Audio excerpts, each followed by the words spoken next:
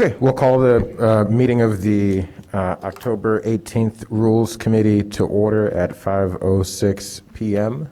We have a quorum, but first can I have a roll call? Councilmember Kelly? Here. Councilmember Braithwaite? Councilmember Nguyen? Recording in progress. Councilmember Nusma? Here. Councilmember Burns? Councilmember Suffredin?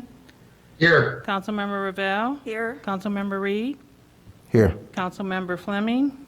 Mayor Biss? Here.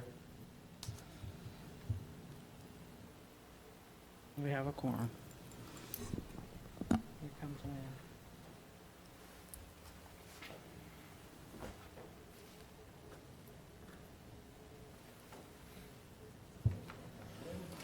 Okay, we have a quorum, and the meeting is getting started.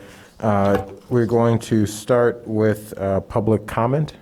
I do not have the public comment sign-up list.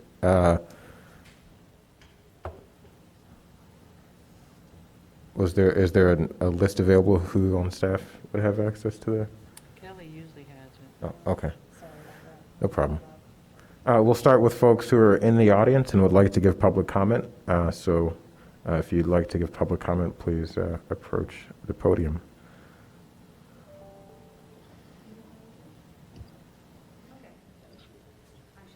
Ellie Harnett.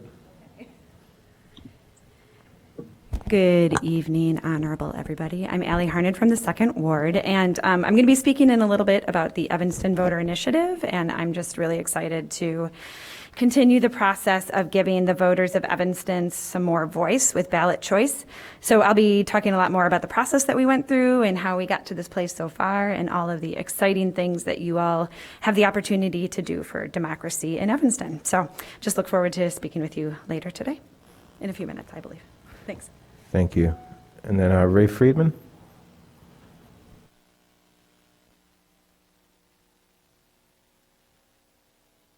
Good evening, everyone. I want to save my public comment for City Council, but I wanted to put my full support with EVI, who we worked very hard 2019, got lots of signatures, thanks to Pat Quinn and Allie Harned and everybody else who worked on our team. So I hope we can move that forward. And I think it's a really good initiative. And we've been talking about accountability, transparency. So we've got a new city manager coming. We've got new police chief coming. We've got several new city council members. I think now is a good time to put this into effect. So thank you. All right, that concludes public comment. I'd like to change the agenda a bit and move item R5 up first. So without objection, we'll start with item R5. What about Zoom public comment? Oh, my apologies. We didn't see anyone else, but Beth, please. Great, thank you. Sorry, but I still have my kids' names on the Zoom, and I was not able to change it to my name. Hello, Rules Committee. Here, start the video. My name is Beth Stair. I am the Action Committee Treasurer for the Evanston Voter Initiative. I moved out of the 9th Ward about 2 months ago. The signatures have already been gathered.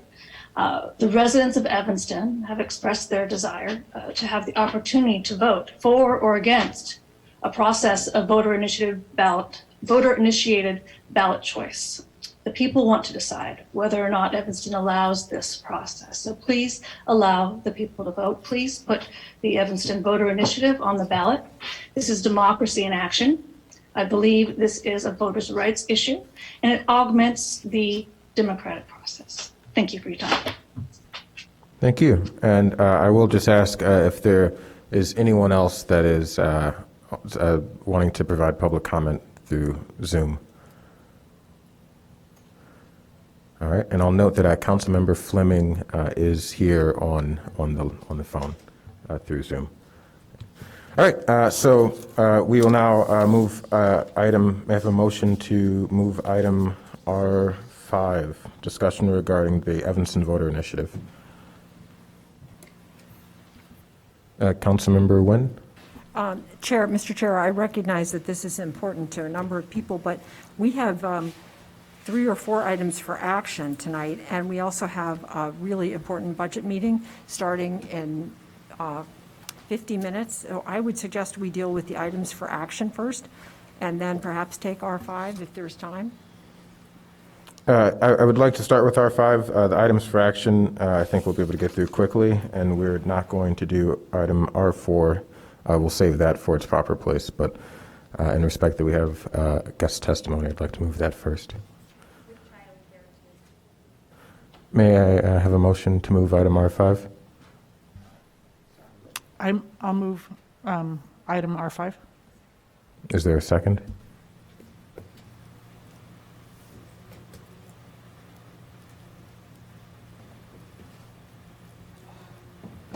I'll second. Seconded by Mayor Biss. Thank you.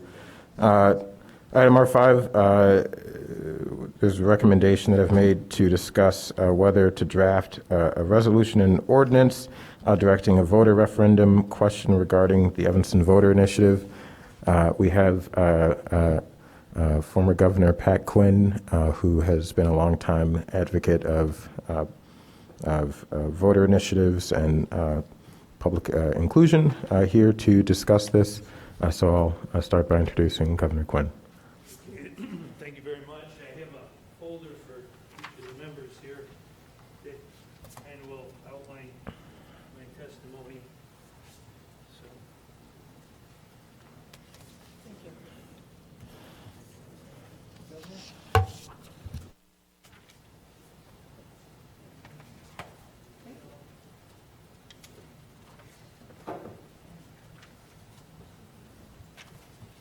I really appreciate the opportunity to be here, and I was invited to this City Hall in January of 2019. I was invited by the then clerk of our City of Evanston to speak about the Arlington Heights Municipal Initiative and also the municipal initiatives in Wisconsin, states of Michigan, Missouri, Ohio. All of those Midwestern states have local initiatives in their municipalities. So we came to the gathering. It was rather cold, but a lot of people came, and in the course of the year, by June, folks wanted to pass petitions to support a initiative process here in Evanston. As you have heard, they collected nearly 4,000 signatures from every ward in the city. A very diverse group of folks participated in the petition drive and went to things all over the city and filed their petition. So the way it worked in Arlington Heights and where we're talking about tonight is the City Council or Village Board of Arlington Heights passed an initiative ordinance, and I've included that in the packet I handed out. This was passed in 1981. With little dissent. And then under the law of Illinois, the Constitution, that ordinance had to be submitted then to the voters of Arlington Heights for their referendum approval. And that occurred with overwhelming results in 1981, 40 years ago. Included in the packet I just handed out is a model of a ordinance for Evanston. It's only a draft, totally up to the council to decide how you would want to proceed with an initiative ordinance. I also included a model resolution similar to what they did in Arlington Heights. Again, it's up to you on deciding how you would want to handle the matter. I also included the Arlington Heights ordinance and resolution, and a copy of the statute of Wisconsin and one of Ohio that give voters in each of those states, in every city, the right to have local initiative in their municipalities. Also in the packet is a study by Ballotpedia. They have done a study of cities all over the country that have done initiatives and have local initiative. This one was the 20 largest cities in America in terms of population. Every one of them but two has a local initiative process. New York, Los Angeles, Houston, Philadelphia. The two that don't are Chicago and Indianapolis. So Illinois and Indiana are an exception, really, to the movement across the country to give voters in cities, municipalities, the right to have initiative. So also included the petition of the Evanston Voter Initiative.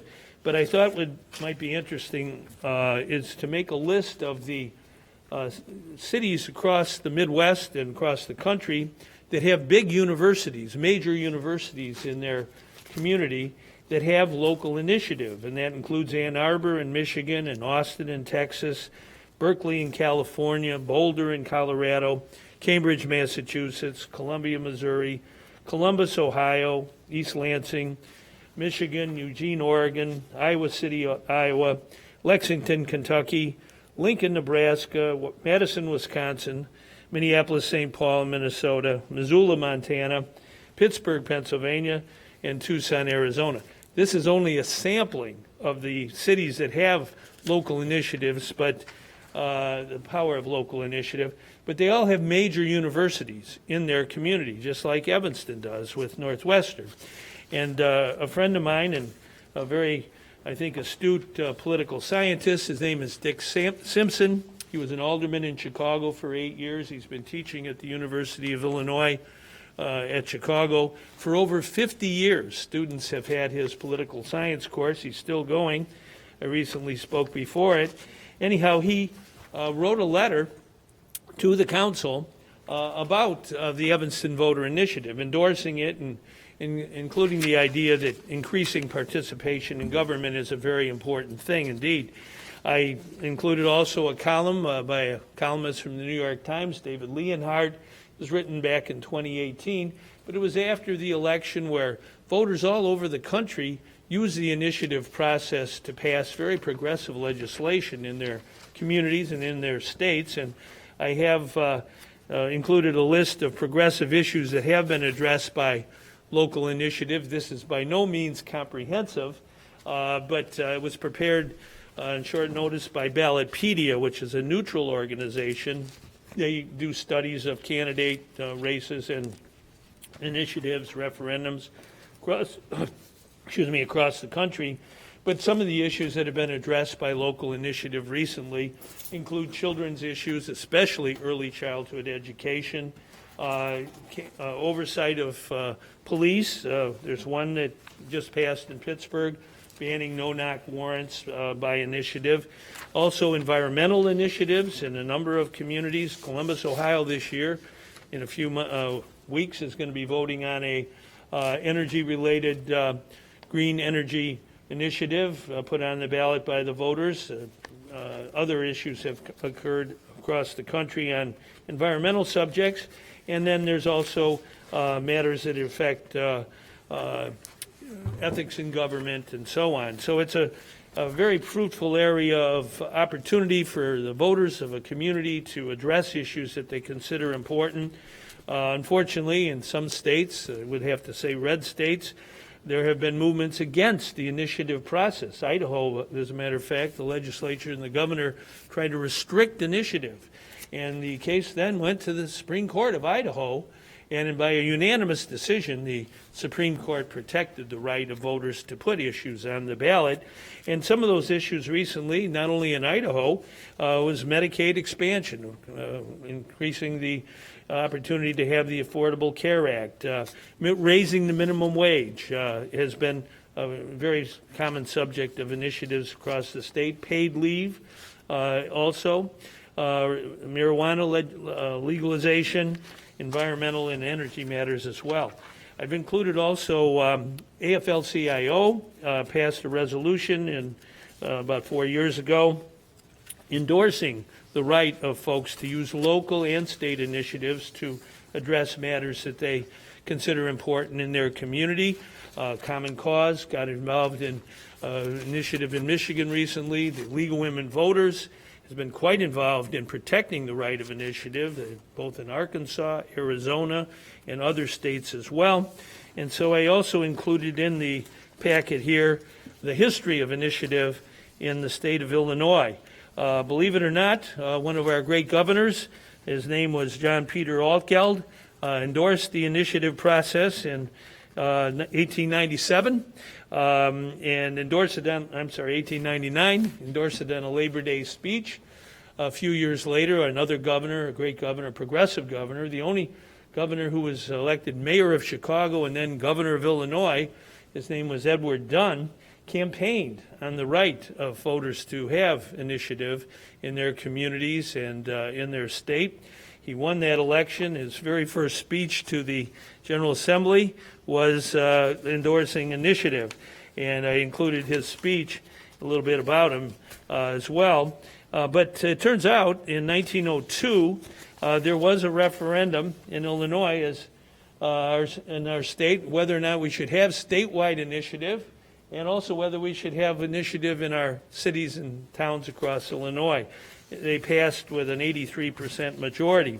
The bottom line is that history has indicated that voters like the power of voting on issues as well as candidates. By no means is it substitute for a council like this or any council, but it does give a safety valve for everyday people to raise issues that they consider to be important. Under the terms of the Evanston Voter Initiative, it's basically what's called an indirect initiative. Everything that people would petition first has to come to your council, and you would have a period of time, 60 days, to consider that proposal, as they have in Arlington Heights as well. And then voters would watch and see how the council acts. If the council supports the petition measure, then there isn't even a referendum. However, if the council doesn't pass the measure, it does go on the ballot for the voters to express themselves. The terms of the EVI, the Evanston Voter Initiative, the voters approve the referendum, then afterwards this council would have 30 days to decide whether or not you approve, and you still have what's called a legislative veto. So it's a very, I think, safe process to ensure that the voice of everyday people gets heard on issues that count here in our state of Illinois and city of Evanston. I think it's important that, especially with climate change, a recent gathering climate action plan for the metropolitan area of Chicago was adopted to help the cities across our region deal with the issues of clean air and clean water, and making sure we have a climate that is not going to go out of control. And some of those ideas may indeed be subjects that people petition to your council. I want to stress again that anything that voters would gather signatures for, the signature requirement's rather high. It's 8% of those who voted in the last election for governor. Well, that would come out to be about 2,800 folks in Evanston just to sign an initiative petition to trigger something that would come before your council, and then you would have that debate and decide whether it's a good idea or not.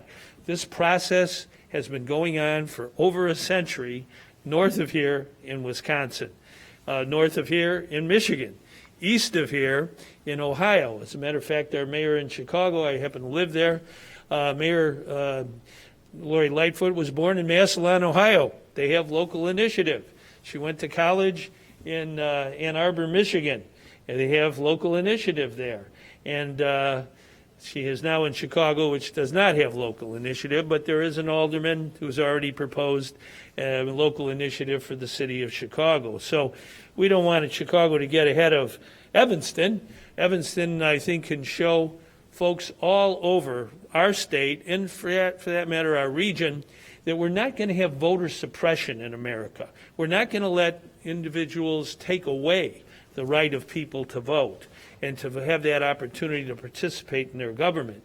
The better way to go is to give voters more opportunity to vote on subjects that really matter to their lives, especially at the local level. So that's really what the Evanston Voter Initiative is all about.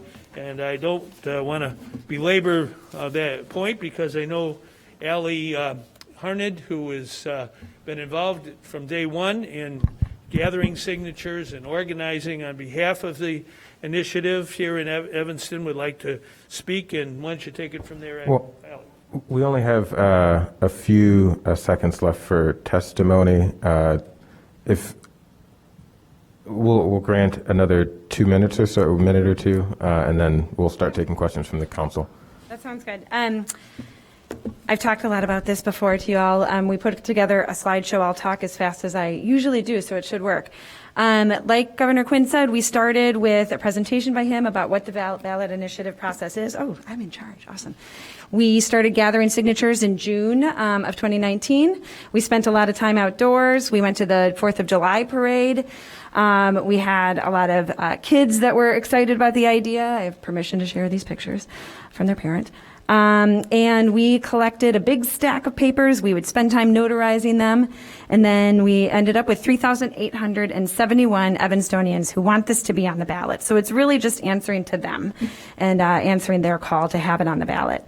We handed it in on December 16th, and Governor Quinn has already talked about what the process is. This is in your packet, so you can read that. My good friend Jane Addams, founder of Social Work, says the cure for the ills of democracy is more democracy. So this is a great book by her. I hope that you will follow her lead. This is also in your packet. Like Governor Quinn said, voting rights are under attack all over the country, and the Ballot Initiative Strategy Center is very active in trying to fight against a lot of ballot initiative attacks. The League of Women Voters supports ballot initiative process. You can find this on several places. I'll send this presentation to you, and it has links. There's attacks with the Southern Poverty Law Center is trying to counteract the Mississippi they struck down ballot initiative because they wanted to eliminate Medicaid, or the Medicaid for all. So lots of great things that are possible for ballot initiative. And that's it. Was that fast? That was fast. And thank you very much for moving this up on the agenda. I do have to get to my child, and thank you to Brian for taking fits and high fits, because they're watching.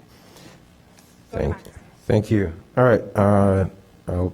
We'll start taking any comments or questions from the dais. Thank you.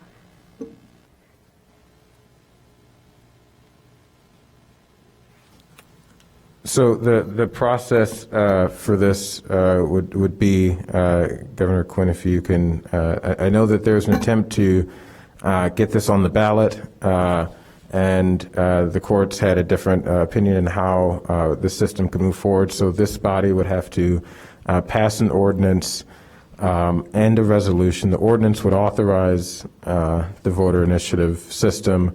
The resolution would then be placed on the ballot to let the voters decide if they want a voter initiative system here in Evanston, and then from there the system would be created where the process as outlined would take place.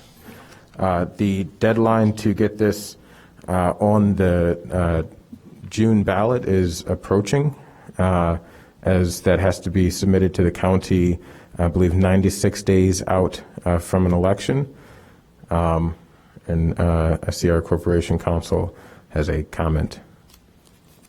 I just wanted to note that I think it's the November election. I think the June election is the primary, and I think it has to be a general election ballot. But it has to be a regularly scheduled election, so the primary does count as a regularly scheduled election. Governor Quinn. The court, with respect to the Evanston Voter Initiative, said the only way to adopt it is not by citizens petitioning it onto the ballot. The Arlington Heights method of the council passing first the ordinance that they considered to be an initiative ordinance, that had to be step one. Then step two, the council itself would have to pass a resolution to put that ordinance, initiative ordinance, before the voters for their approval. This was done in Arlington Heights. It was not done with initiative, but with a similar kind of restructuring in the city of Moline. So the two cases that really, there's a case called Flowers versus City of Moline that outlines how a council, by passing an ordinance, like the initiative ordinance, step one. Then step two is you must have a referendum to let the voters speak. And that's what I think the folks in the Evanston Voter Initiative are asking this council to do. I think it's an opportunity to send a message, obviously, across not only Illinois, but across the Midwest and our country, that voting on issues and voting, period, is something that is fundamental to any democracy. Yes. And I'm glad that we're having this discussion tonight, particularly as was mentioned, as in other states and places across this country, folks are taking measures to limit the rights and the ability of members of our communities to participate in their democracy. And I'm hoping that we can take this opportunity to try to expand folks' ability to participate in our democracy and not just vote for candidates, but actually put morality on the ballot. I will say that one change to the ordinance here that I'm interested in seeing is a requirement of public meetings being held to discuss both sides of an issue. I think that the city, as a part of this, should be obligated to hold nonpartisan or non-biased meetings to inform members of the public about the initiative that will be appearing on the ballot. I also believe that there may be some wisdom in limiting the number of petitions that can be, obviously only 3 can appear on a ballot at any point. I think it may limit itself in the fact that folks have to collect thousands of signatures, but, to ensure some fairness, that may be something we want to look at.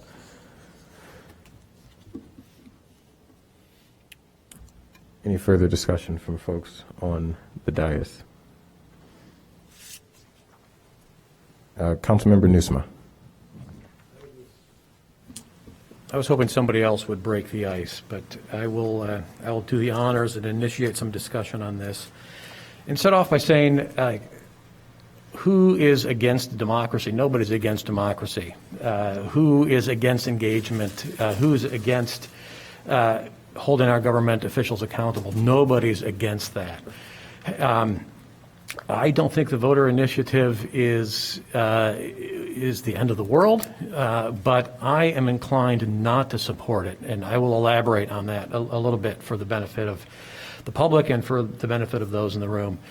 I don't think the voter initiative works to hold the city council more accountable, because it actually absolves the council of accountability by allowing the council to be bypassed. And so, as I said during the campaign, I think I, as a council member, and my colleagues on the dais here should be focused on doing the job of being responsive to our constituents, being engaged with our community, and being responsible and accountable to the entire population of Evanston. Not just the registered voters of Evanston, and not just the people who voted in the last election. We're elected to consider the big picture, to consider the needs of the entire community, to balance conflicting points of view, to consider financial implications, think about everything. And Governor Quinn, I was pleased that you mentioned clean air and clean water and climate action. Those are issues that I'm passionate about. Those are issues that I, a year ago as a community member, was acting as an advocate on, and decided to run for city council so I could advance the discussion on those issues. Now that I'm on city council, I realize, and I knew this before, but it has been driven home now that I'm on city council, is there's not just one thing that the 9 people, 10, including the mayor on this dais, have to worry about. We have to think about everything. We have to think about affordable housing. We have to think about reparations. We have to think about the homeless population. We have to think about public safety. And I think with a responsive city council, if there is a good idea out there, we should not have to go through a ballot initiative process to get it a fair hearing. at the Civic Center. And I, as a council member, will be committed to bringing stuff forward when there is a group of folks that has an idea worthy of consideration. We have a referrals process now that makes it, I guess we'll talk about this when we get to this point on the agenda, but we do have a referrals process that is in place to allow things not to be held, but allows good ideas to be advanced. So I guess I'll wrap up my comments there and say I remain open to discussing this for sure. I think the initiative as it's drafted now is an improvement on what it was a couple of years ago. I'm leaning against supporting it, but would welcome further discussion. If I could just mention something, the first petition drive I was involved in was a situation in Illinois, our state, where for 100 years legislators would get sworn into office on the first day and then stampede to the state treasurer's office to collect their entire year's paycheck in advance on the first day. They got their whole annual salary. Voters didn't really know about this. It had existed for a century. There was a bill to end the practice. It was defeated 17-3 in committee. And so a petition drive began in 1976, bicentennial year, and 635,158 signatures were gathered, the all-time record in Illinois, because voters found out about a practice. And just reading the paper, something kind of similar happened in Evanston. There was a problem, and it's also occurring where I live in Chicago, on the beaches, where Mr. Quinn, I'm sorry, this is Councilmember Fleming. I appreciate the history. I will say I'm going to ask the chair if we can move this along. This is not customary that we have this back and forth, and I'm concerned if we start it now, every time someone has a public comment, they're going to want back and forth. We also have another meeting and some items we probably need to vote on. I'm keeping track of time, but Governor Quinn is a witness here and not just giving public comment. Yeah. I think we're skating on thin ice if we want to go to semantics of titles. However, Mr. Quinn, then, if you could be mindful of the time and know that we have several other items we need to get to. Thank you. All right. Well, the other thing I think is petitioning on an issue can often raise attention to the council on something that they didn't even know was happening. Whether in Chicago we had to let go the head of the park district because he wasn't doing a very good job at protecting the lifeguards.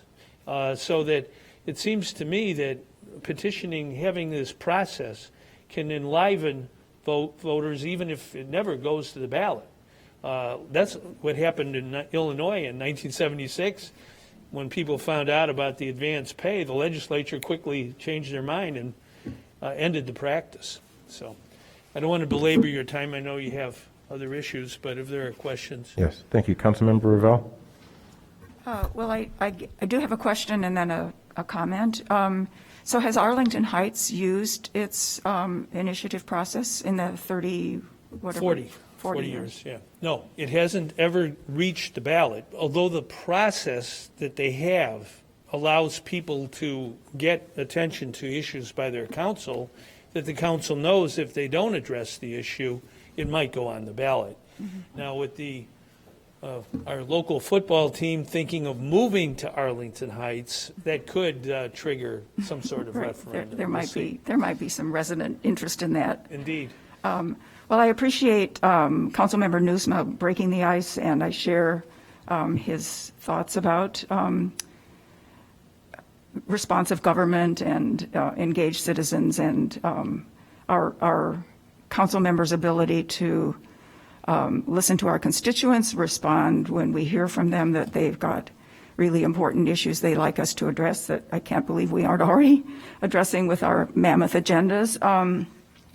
But I have to say, so I grew up in California, which, as you know, has a humongous reputation for initiatives and referenda. And I have to say, based on that experience, my feeling is that it's very difficult, if not impossible, to draft a referendum or an initiative text that covers the issue in sufficient detail that the average voter, without a lot of research and contemplation ahead of time, can really make a very informed decision about. So the voter sits there and votes either yes or no on issues that are usually much more complex. And so that's why, I think voters elect members of the city council they count on us to do all that research and looking into the issues and taking the broader context and the ramifications and making, as good an informed decision as we can up here at the council.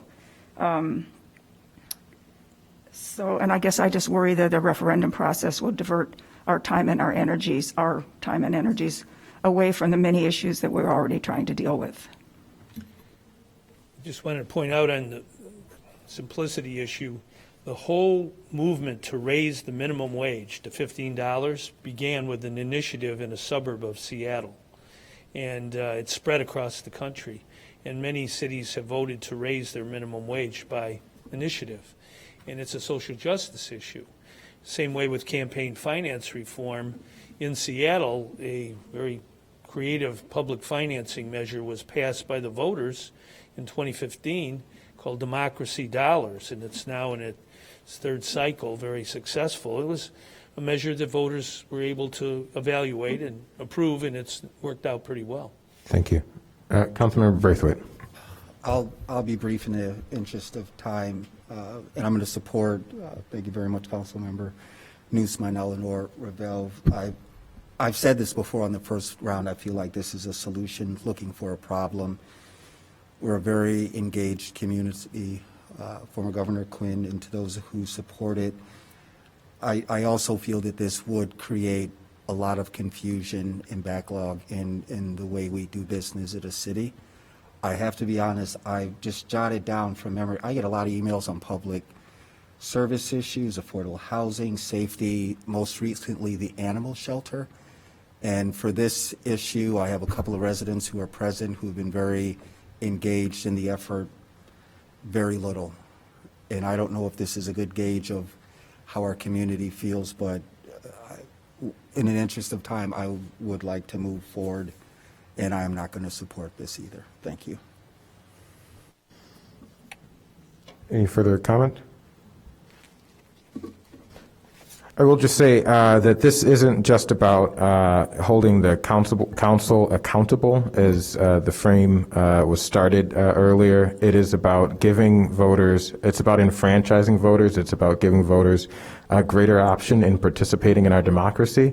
It's about a tool for providing both our residents a tool for engaging with their neighbors to talk not just about the 10 of us up here as if we're special, but to talk about issues and to talk about things that members in our community care about and give them, enfranchise them to, if they feel that, there is accountability built into it, if they feel that this body isn't responsive, that they can certainly go out and petition and get an ordinance before this body for a vote.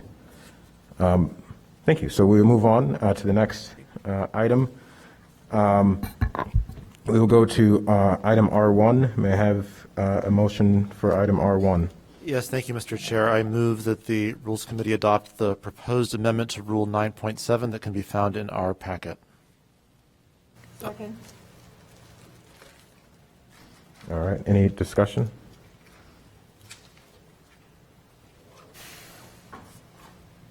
All right. So the proposed amendment is that a referral can only be placed on the agenda once it has been quote unquote greenlit by the referrals committee, correct? Are you asking? Yes, if you want to answer. I mean, it says a few things. One is that, and another, but it doesn't say referral. It says rather a proposed public policy change to signal the requested neutrality regarding whether the proposed public policy change came from an elected official or a member of staff. So that neutrality is then embedded in this. It also, to address the issue we discussed 2 weeks ago, it puts in place a clock to ensure that an item that has been approved for consideration by the referral committee will then get put on an agenda as opposed to just sort of going to purgatory. All right, Councilmember Nusma. It does not, however, put a clock on the referrals committee and give them any timeline under which they have to consider a referral. So that's a limitation on this particular rule. I think we've dragged this one through the dust long enough that I'm willing to support it as it's written now with some reservations. It's not a perfect rule, but process and discussion can only be regulated to a certain point. I think custom and tradition have to eventually take over, and this is a new committee and a new process, so I'm willing to give my colleagues who are participating in this process the benefit of the doubt and move forward with this rule as drafted. All right. Any further discussion? There has been a motion and a second. All those in favor say aye. Aye. Aye. All those opposed? Nay. The ayes have it. Councilmember Reed, because we have council members suffering and participating remotely, I believe a roll call vote is necessary. Happy to, I mean, he's the only member participating virtually in the rules, so I don't think that's necessary, but, so we'll just keep going. Okay. Item R2. May I have a motion for item R2? Or actually, can we skip around to R3 before we do that? And so may I have a motion for item R3?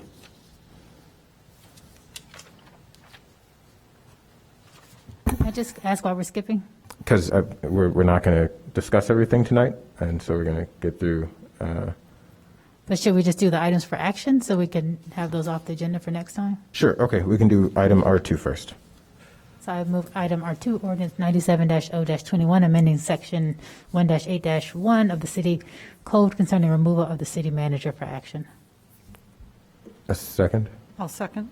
All right, it's been motioned by Councilmember Fleming, seconded by Councilmember Kelly. Any discussion on this item?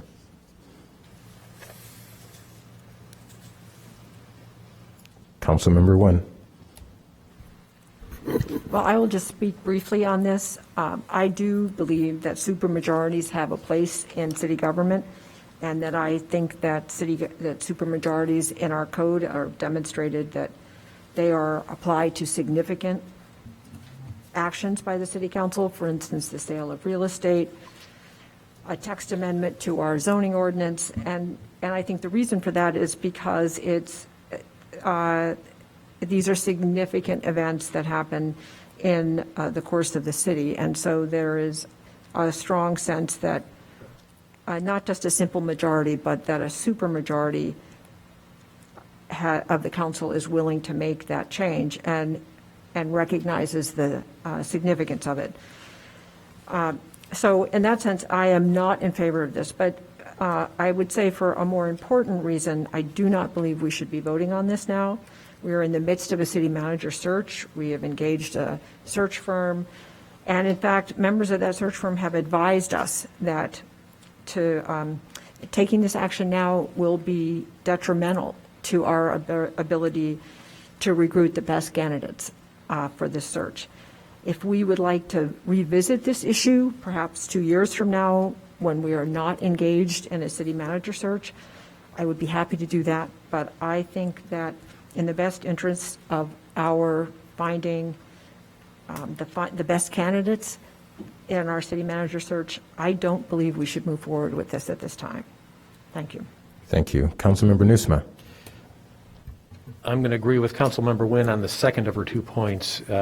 I'm not opposed to this in theory or in concept, but the timing is not right to have this discussion. So I'll be voting no this evening, but open to considering this again at some point in the future. Councilmember Burns. So I received conflicting information from the search firm. I actually heard the opposite, which is concerning. We should be getting the same information. And the response that I got, and not to say you didn't receive that information from them, Councilmember Nguyen, but I had the same question for them because that was my concern coming out of our last discussion about this issue. And what I was told was that most places don't have supermajority for these decisions, and because of it, it would not cast a negative light on the process and, in their opinion, limit the quality of our pool. So for that reason, I will be supporting it, but that was initially my concern as well. Thank you. Councilmember Braithwaite. Thank you, Mr. Chair. I'm going to stand on the side with Councilmember Nguyen and NUSMA. I also question the timing of this. I made the comments before. I don't know what work experience people bring to this position. However, if you've ever served for any committee in a non-for-profit setting and using our local government as an example, I think it's just really foolish to take this action now. I think our residents, our staff, our community partners deserve the best city manager that we can find. And if somebody just, we said this before, I'm embarrassed to talk about it because I don't want anyone to write about it, but you look at how much time we've been spending in meetings, the number of staff who have left, and some of the really important issues that we're tackling. I'm like, who and what's going to be their motivation to come here? And if any one of us sitting back here, were to apply for a position, whether it was this one or something like this, and if you were to read that all of a sudden the numbers that it takes to fire, it's frustrating and it doesn't make sense. And I think this is a real good test of the maturity of our city council on how we vote on this tonight. Thank you. Thank you. Councilmember Fleming. Yeah, so I understand people's concerns and the comments. I will say, again, this is only my second and last term, my 5th year, but I have sat here repeatedly and comments about various issues have been, this is not the right time with this communicates to our community. And those are never, ever things I hear from my voters. Now, maybe my voters are different than other voters, but, the concern my voters have was about the last search and the way that went, right? They have never addressed to me the timing of things in terms of the way in which we speak about them from this dais. I think we will have a challenging time finding people for this job for a number of reasons. I don't know that it's because of how many votes it takes for them to be fired. I don't know. I'm not the search firm. When I spoke to the search firm, I didn't ask this question, but this was not something they brought up to me in terms of issues we would have. I mean, they talked about us having a city manager for only a year and so on and so forth, but never about our hiring process or our firing process came up in terms of what the challenges might be for us to fill this role. And I think given our last go around of this hiring process, this is one of the main concerns that people had, was that lots of citizens felt like they did not necessarily agree with our leadership, but there was not enough representation in their opinion for us to make a change in leadership. So, there probably are people out there who feel like, oh, they have 5 people versus 7 people, I'm not going to go there. But hopefully they would apply for this job thinking, I don't plan to be fired, right? I mean, any job you go to, you can be fired for a number of reasons. So hopefully they're looking at this job, wanting to do a good job, understanding we have an active community, understanding the painful process of our last city manager search, and wanting to do something different. Not coming here thinking, oh, it only takes 5 people to fire me versus 7 people. So again, maybe I'm talking to a different group of voters, but never ever in my last 5 years has the number of votes been an issue, except for the people to say the vote threshold is too high and they felt like their elected official doesn't listen to them when it comes to removing or hiring a city manager. So I will support this. I think 5 is, hard to get 5 of us to agree to a lot of things. Hopefully, again, the person sitting in that chair won't be intimidated by this.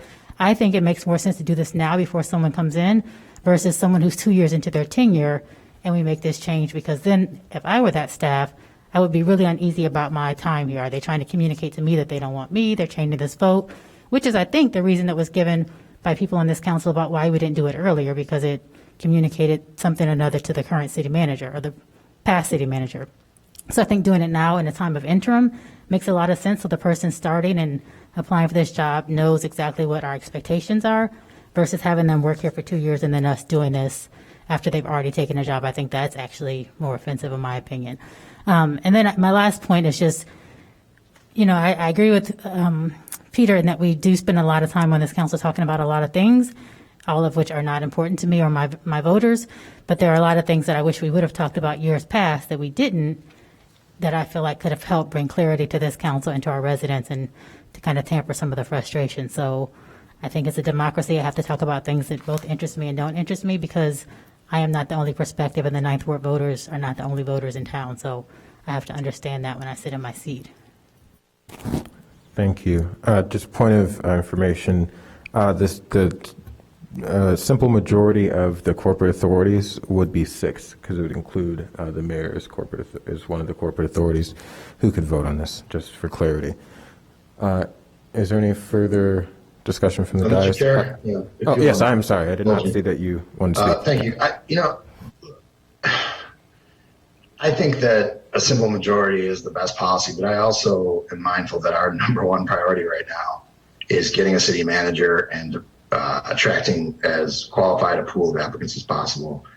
I really think that the right candidate would accept a simple majority as the threshold for dismissal, but we don't even have a pool of candidates yet. I think anything that we do that diminishes the likelihood of getting good candidates and would potentially prolong this interim period is not in the best interest of the city. So although I do agree that simple majority is the correct way for it to beat, the timing on this is just really bad. And I just want to make it clear for that reason, I will be voting no tonight. Councilmember Kelly? So I think that if we hire somebody who would not have a problem with it, they also wouldn't have a problem with it now in the hiring process. And I think it's been this way for history. It's only recently that we changed this very unusual form where we have the supermajority required. I think it will have zero impact on the hiring. And I think also to concur with Councilmember Fleming, I've only heard countless complaints, grievances about the system that we currently have from the residents in my ward. I have never heard anybody say it's so important that we keep this supermajority. And furthermore, I think we have to think really carefully about the ramifications of keeping someone when you have a majority of a council who feels someone should be let go. When I'm not saying just discipline, right? We're talking about where they get to the point of wanting someone, feeling that someone should be discontinued. I mean, those ramifications, that impact on our city of carrying on with somebody when you have a majority that actually get to that point. I mean, that's a far-reaching point to get all the way to the point of feeling that somebody should be let go. So I will be voting in favor. Thank you. I will call on Councilmember Burns next, but I just do want to very quickly chime in again to make a point that I don't know if there is a great time to do this, and I'm particularly talking to Councilmember Suffredin because I can count in the room, and I think if we do have a candidate who will take the job, if this majority vote threshold is something that concerns them, I think it's fair that the rule is in place before they start. Rather than fooling them into thinking that there's if this is something that they really care about, it's going to limit the pool, they should know what they're getting into up front to be fair to whoever the applicant is. And again, this is, as Councilmember Burns pointed out, this is a standard in many municipalities. It's not something out of the normal.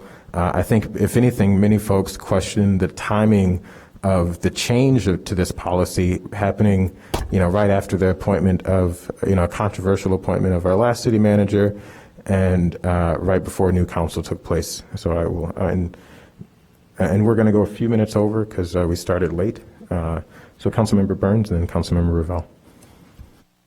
I don't think Councilmember Revelle has spoken on this issue yet. Oh, I'm sorry. Yes, Councilmember Revelle.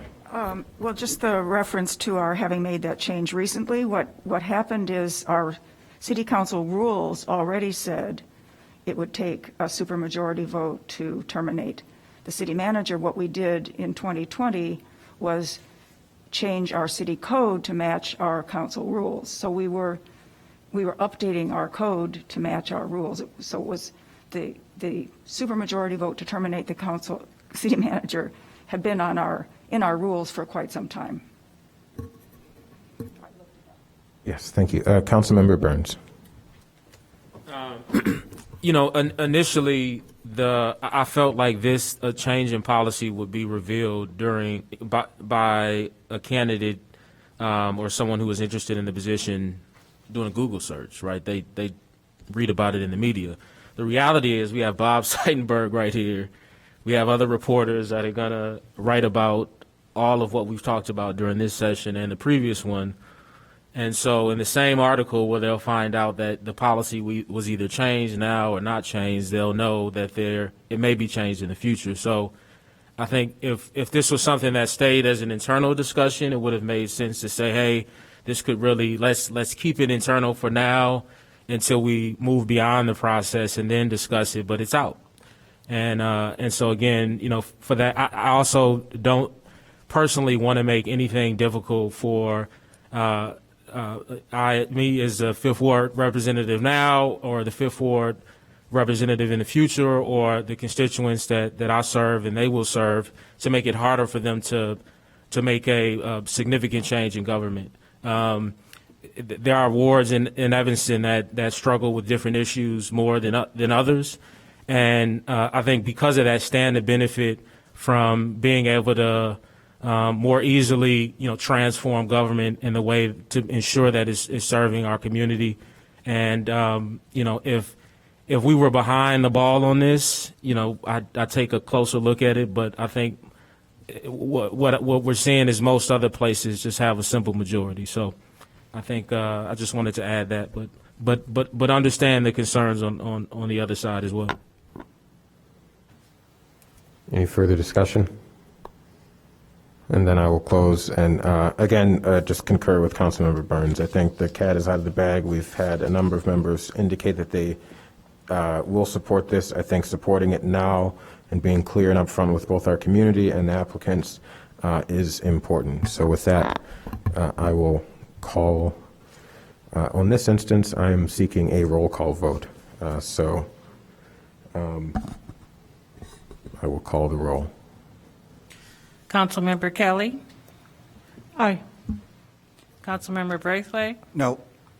Councilmember Nguyen? No. Councilmember Nusma? No. Councilmember Burns? Aye. Councilmember Sefferden? Councilmember Sefferden? Sorry, I was muted. No. Councilmember Ravel? No. Councilmember Reed? Yes. Councilmember Fleming? Yes. Mayor Biss? Yes.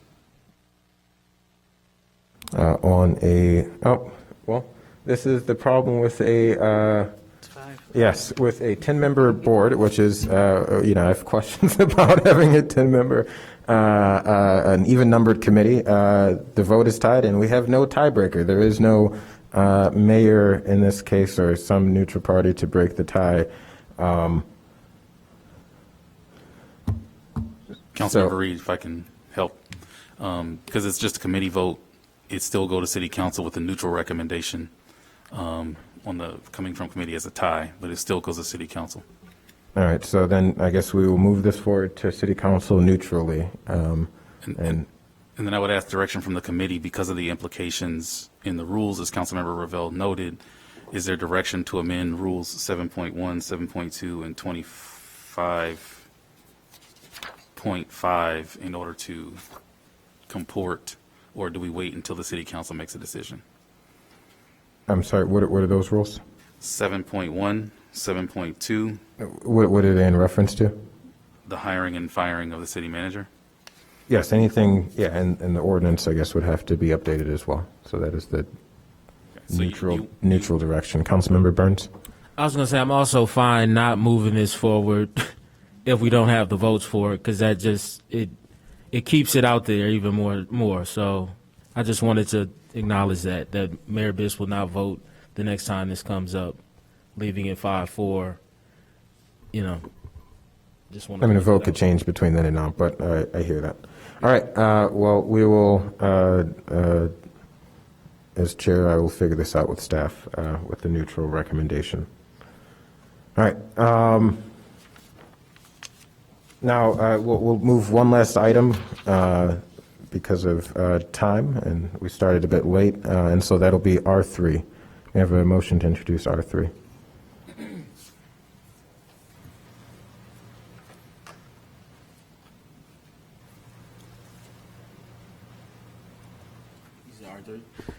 Discussion of rules of the city council applying to all standing committees and subcommittees of city council. Is there a second? Second. Thank you.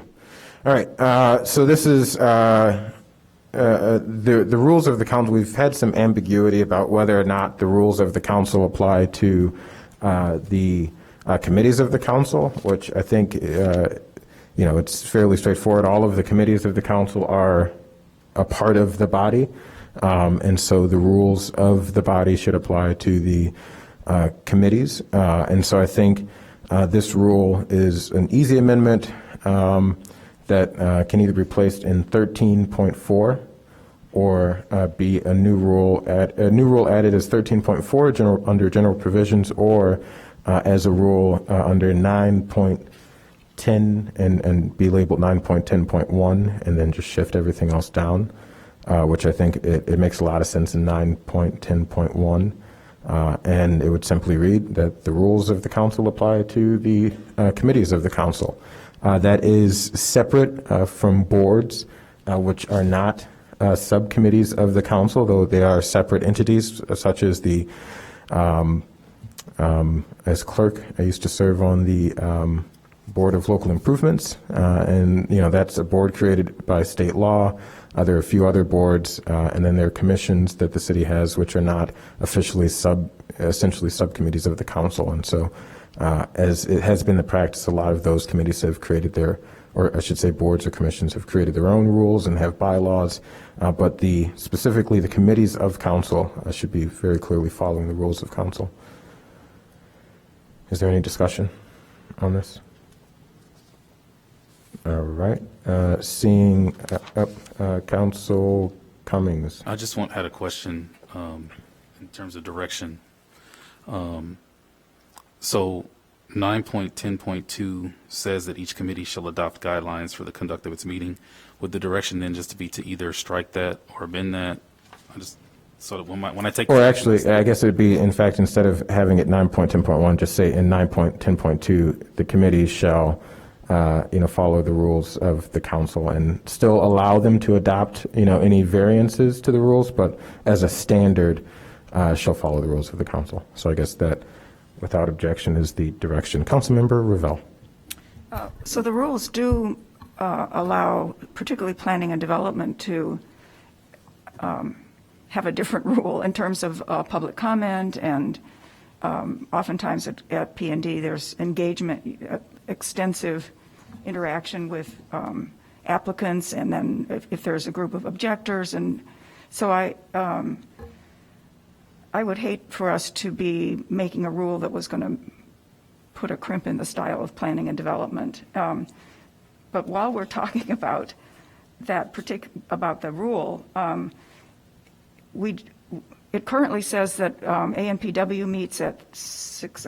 I don't know. It has the timing quite different from the way we are now meeting for ANPW and P&D. So if we're going to be making amendments, I would suggest we update the time frame given for the meetings.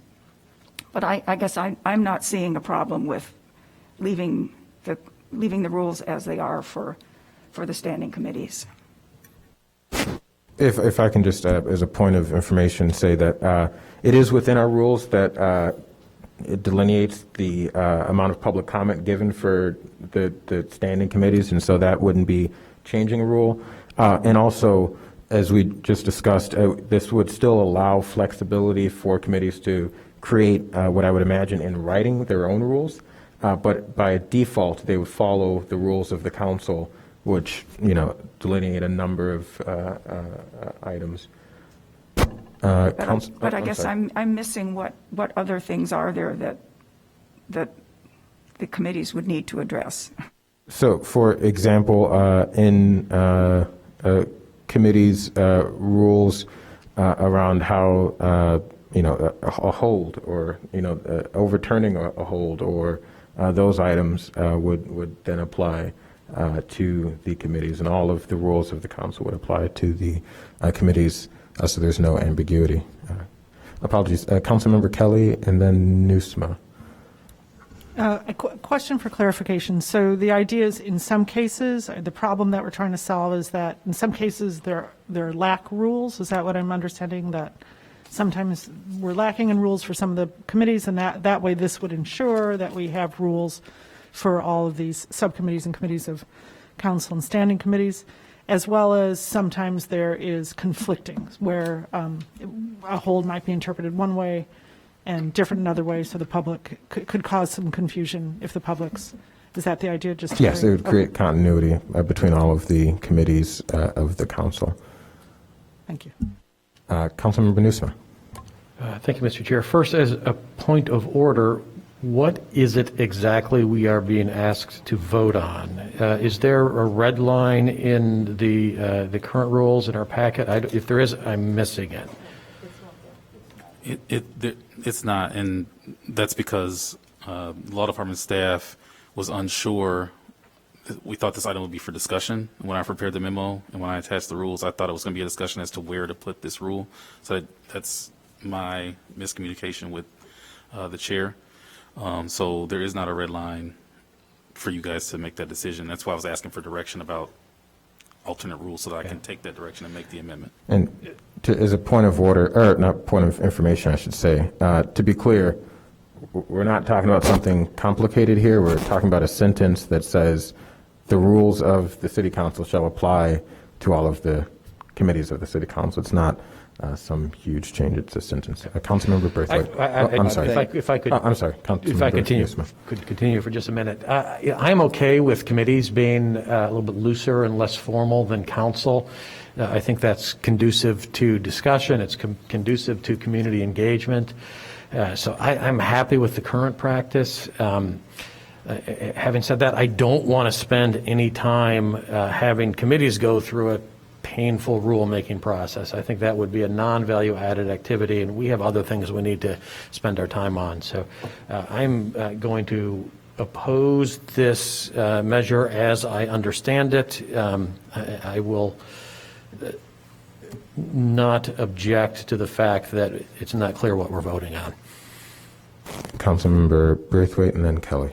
Yeah, and I would support Councilmember Newsman. It's 6:15 now. We have staff waiting in a very Please show up on time. Robust conversation to engage that I think our residents are really tuned into. So I'm not going to support it. I'm fine with the way it is and would like to move ahead to our next meeting. Thank you.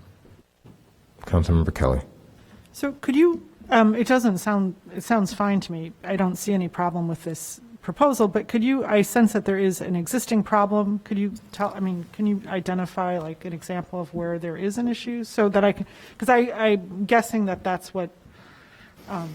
Yeah, there's been a number of instances with standing committees, even that you and I personally have been involved with, where it was unclear about what the rules were for, whether it's holding an item, whether it's tabling an item, the rights of members to participate, how long folks have to speak.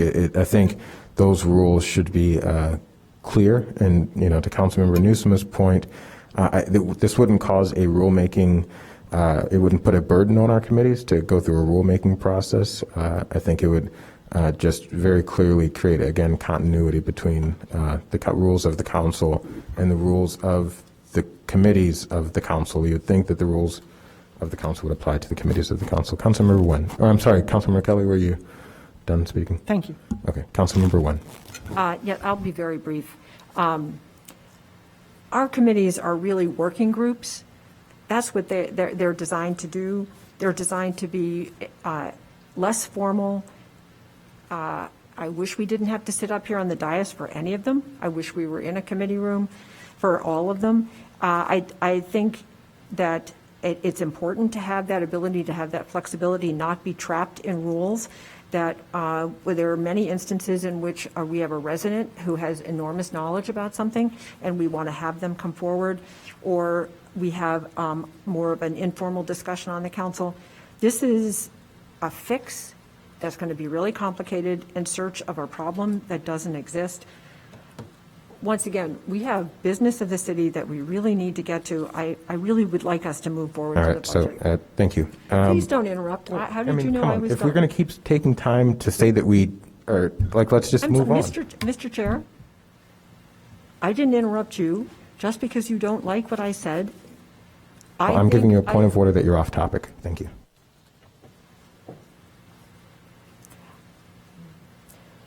All right. I would just like to finally say that I think that this, we do not need to have another rule writing session. We have spent hours and hours on rule writing. It's unnecessary. I'm done, Mr. Chair. Thank you. Well, with that, I'd like to propose an amendment that this would only apply to the standing committees of the council and not to all of the committees of the council. May I have a second on that amendment? The committees that only include council members. Second. Thank you. Is there any discussion on that amendment? Can we take a vote on the amendment to have this rule that the standing committees of the council will follow the rules of the council? Can we do a voice vote? All those in favor, say aye. Aye. All those opposed? No. All those who thought that's what the original motion was, I'll raise my hand for that, because that's, that was the subject of the memo, rules applying to all standing committees. And subcommittees. And subcommittees. So I was just saying standing. Okay. And then I'll take a roll call on the actual item.